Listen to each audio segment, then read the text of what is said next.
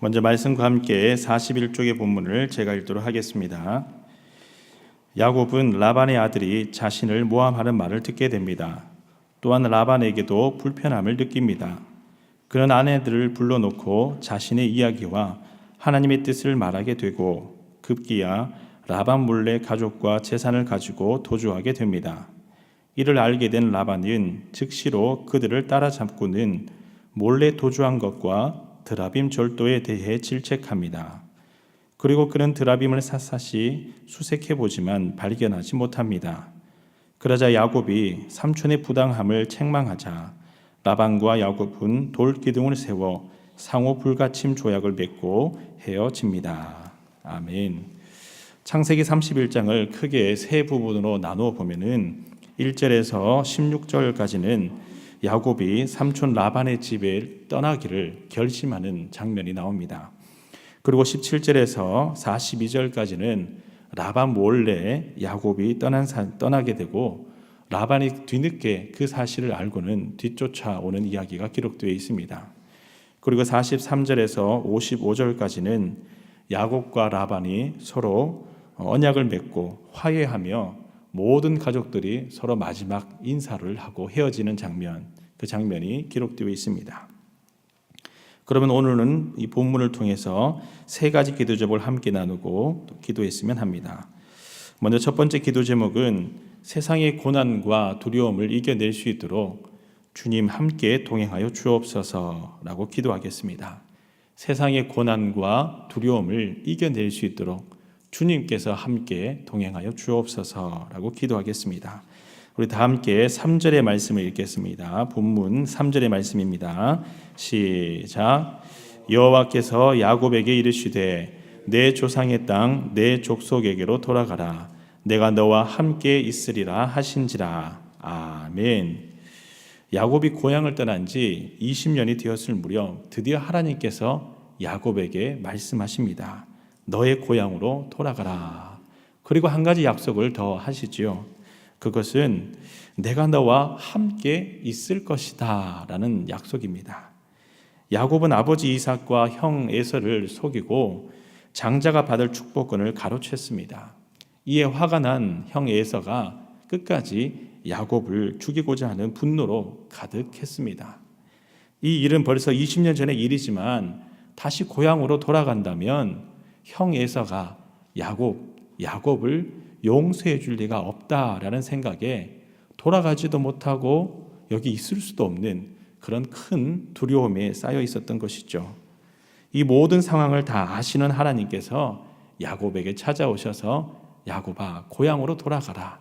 내가 너와 함께 있을 것이니 고향으로 돌아가라 라고 말씀하신 것입니다. 바로 이때 야곱은 비로소 하나님과 함께한 언약을 깨닫게 됩니다. 그리고 지금까지 하나님께서 나와 함께하신 그 은혜의 역사를 곰곰이 되새겨 보게 되죠. 삼촌 라반이 품삯을 10번이나 속일 때에도 하나님께서는 나와 함께 하셨고, 그리고 나를 해치려 할 때에도 하나님께서 다 막으셨고, 나의 작은 지식으로 삼촌으로부터 정당한 품삯을 받고자 하였지만은 받을 수 없는 환경 가운데서 하나님께서 나의 양떼와 염소떼를 풍성하게 하셨구나라는 것을 깨닫게 되었던 것입니다. 그래서 4절 이하의 말씀을 보면 야곱이 아내 라헬과 레아를 불러놓고는 구구절절히 모든 것이 다 하나님의 은혜였음을 고백하며 이야기하고 있습니다.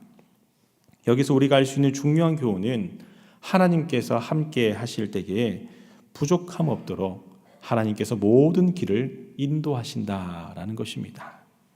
그래서 시편 4편 8절에서는 이렇게 말씀하고 있습니다. 내가 평안히 눕고 자기도 하리니 나를 안전히 살게 하시는 이는 오직 여호와시니이다. 아멘. 이와 같이 오늘 이 새벽제단에 기도하실 때에 주님, 사랑하는 가족들과 사랑하는 자녀들과 함께 동행하여 주셔서 모든 걸음 가운데 부족함이 없도록 선한 길로 인도하여 주시옵소서. 함께 동행하여 주셔서 하나님의 은혜를 깨닫게 하여 주시고 하나님의 은혜로 살아가는 저희 사랑하는 모든 가족들 다 될 수 있도록 역사하여 주시옵소서. 기도하며 응답받는 여러분들 다 되시기를 간절히 소망합니다. 아멘. 다음으로 두 번째 기도 제목은 나의 마음의 우상을 내려놓고 오직 하나님의 은혜로 살아가게 하소서라고 기도하겠습니다. 나의 마음의 우상을 내려놓고 오직 하나님의 은혜로만 살아가게 하소서라고 기도하겠습니다. 다 함께 본문 19절 그리고 20절 이 두 구절의 말씀을 함께 읽겠습니다. 시작. 그때에 라반이 양털을 깎으러 갔으므로 라헬은 그의 아버지의 드라빔을 도둑질하고 야곱은 그 거취를 아람 사람 라반에게 말하지 아니하고 가만히 떠났더라. 아멘. 야곱이 모든 가족들과 함께 라반을 떠나 고향으로 향할 때에 그의 아내 라헬이 아버지의 드라빔을 훔쳤다라고 이렇게 이야기하고 있습니다. 여러분, 여기서 드라빔은 그 당시 가정의 수어신으로 여기는 우상이었습니다. 이 드라빔의 히브리어 원문의 의미를 살펴보면 고치다 그리고 치료하다라는 의미를 가지고 있습니다.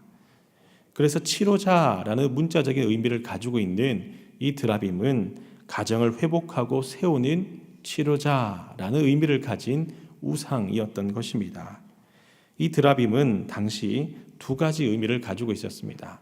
첫 번째는요, 상속권의 의미를 가지고 있었고, 두 번째는 지배권의 의미를 가지고 있었습니다. 첫 번째 의미로 보면 라헬이 이 드라빔을 아버지로부터 훔쳐오게 된 것은 아버지가 이후에 죽고 난 다음에 야곱이 아버지의 모든 재산을 상속받도록 하기 위해서 드라빔을 훔쳤던 것입니다. 두 번째는 아버지가 죽고 난 다음에 남편 야곱이 라반 집안의 족장이 되게 하기 위하여 그 정당한 지배권을 행사하기 위해서 이 드라빔을 훔쳐왔던 것이죠. 라헬의 생각에는 이 드라빔만 있으면은 내 남편 야곱이 나를 인정해주고 사랑해줄 뿐더러 라반 집안의 족장이 되기도 하고 많은 재산을 물려받을 수 있을 것이다 라고 생각을 했던 것입니다. 그런데 이 드라빔 때문에 야곱 이후로 자자손손 대대로 우상으로부터 얽매이게 되는 사건이 되었습니다. 이스라엘이 통일왕국이 되고 그리고 통일왕국 이후에 멸망당한 이후에도 이 드라빔 때문에 모든 이스라엘 백성들이 우상을 숭배하게 되었습니다. 그래서 스가랴 10장 2절 말씀에는 이렇게 말씀하고 있습니다. 모든 드라빔들은 허탄한 것을 말하며 복술자는 진실하지 않은 것을 보고 거짓 꿈을 말한즉 그 위로가 헛됨으로 백성들이 양같이 유리하며 목자가 없으므로 공고를 당하느니라 이렇게 이야기합니다. 이 드라빔을 지금부터 이스라엘 모든 백성이 망하는 그때까지도 우상 숭배로 이스라엘 백성들을 얽어매고 있는 것이 되었다라고 하는 것입니다. 아담 한 사람으로부터 모든 인류가 죄의 사슬에 매였다면 라헬 한 사람으로부터 시작하여서 이스라엘 모든 백성들이 드라빔이라는 이 우상 숭배에 얽매이게 되는 안타까운 사건이 되었다라고 하는 것이죠. 야곱이 큰 부와 재산을 가질 수 있었던 이유는 하나님의 은혜였지 절대 드라빔 때문이 아니었습니다. 여러분, 본문 22절과 24절까지의 말씀을 보면 라반은 야곱이 몰래 자신을 떠난 지 3일째 되었을 때 그 사실을 알게 되었습니다. 그래서 무리를 데리고 야곱을 해하려고 7일 동안 달려서 뒤쫓아왔습니다. 그때에 야곱을 구원한 것이 드라빔이 아니었습니다. 오히려 그 드라빔 때문에 삼촌 라반이 그 드라빔을 찾고자 온 야곱의 장막을 다 뒤집는 사건이 발생합니다. 그때에도 하나님께서 라반의 꿈에 먼저 나타나셔서 라반이 야곱을 해하려고 할 때에 너는 모든 행동을 선악간에 하지 말라라고 미리 말씀하신 것입니다.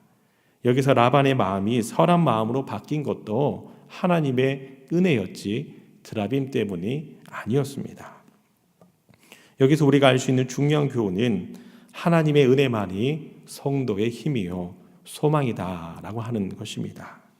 이와 같이 이 새벽 제단에 기도하실 때에 하나님, 저희들이 우상 삼았던 그 모든 것을 마음 가운데 다 내려놓고 가장 먼저 하나님의 은혜만을 구합니다. 오늘도 하나님의 은혜로, 내일도 하나님의 은혜로 저희들의 가정 가운데에 하나님의 풍성한 은혜로 임하여 주셔서 오직 하나님의 은혜만을 나의 힘이요 소망으로 삼게 하여 주옵소서 기도하시며 하나님의 은혜를 구하며 하나님의 은혜와 함께하는 여러분들 다 되시기를 간절히 소망합니다. 아멘. 마지막으로 세 번째 기도 제목은 갈등이 있는 곳에서 화평케 하는 자가 되게 하소서라고 기도하겠습니다. 갈등이 있는 곳에서 화평케 하는 자가 되게 하소서라고 기도하겠습니다.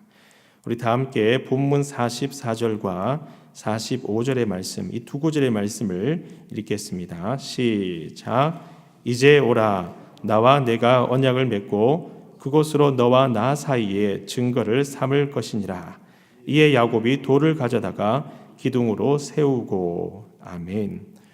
본문의 말씀을 보면 야곱과 라반이 서로 언약을 맺으며 증거의 무더기를 세웁니다. 그리고 이제 이 증거의 무더기를 볼 때마다 서로 해하지 아니하며 서로 잘 지낼 것을 다짐하게 됩니다. 한마디로 서로 화해하고 용서하자라는 의미입니다. 근데 이 제안을 야곱이 먼저 한 것이 아니고요, 라반이 먼저 이 제안을 하게 됩니다. 야곱의 입장에서는 라반을 용서하기란 참 쉽지 않았을 것입니다. 본문 41절의 말씀을 보면 라반은 야곱의 품삯을 10번이나 변경하며 속였었습니다. 그리고 지금 고향을 가고자 하는 야곱을 뒤쫓아와서 해하려고까지 하였습니다. 그럼에도 불구하고 야곱이 라반과 화해할 수 있었던 그 결정적인 이유는 42절 말씀에 말미에 기록되어 있습니다. 그것은 하나님이 내 고난과 내 손의 수고를 보셨다. 그리고 어젯밤에 외삼촌을 책망하셨다라는 고백입니다.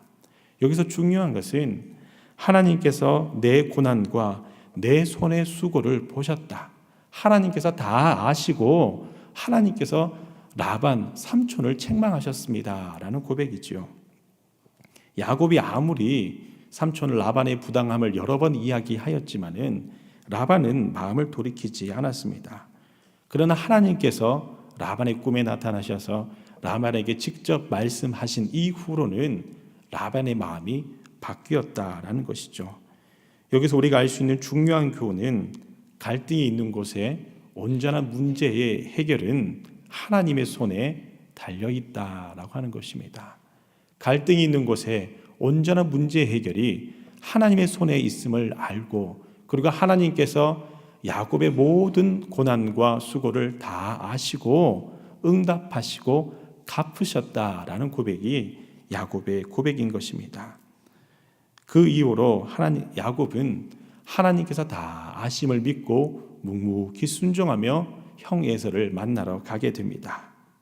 이와 관련하여 야고보서 3장 18절에서는 이렇게 말씀하고 있습니다. 화평하게 하는 자들은 화평으로 심어 의의 열매를 거두느니라. 아멘. 내가 하나님의 뜻을 따라 믿음으로 화평의 씨앗을 심게 되었을 때에 하나님께서 그 화평의 씨앗의 열매를 맺게 하신다라고 하는 것입니다. 여러분들의 삶의 자리 가운데 어떠한 갈등이 있습니까? 가정에 어떠한 관계에 문제가 있습니까?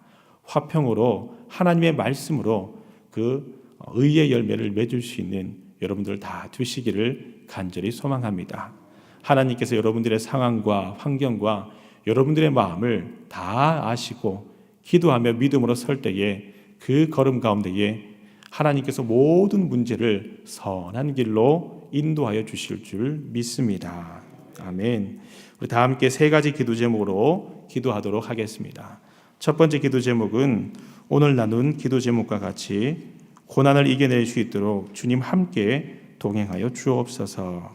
나의 우상을 내려놓고 오직 하나님의 은혜로 살아가게 하소서.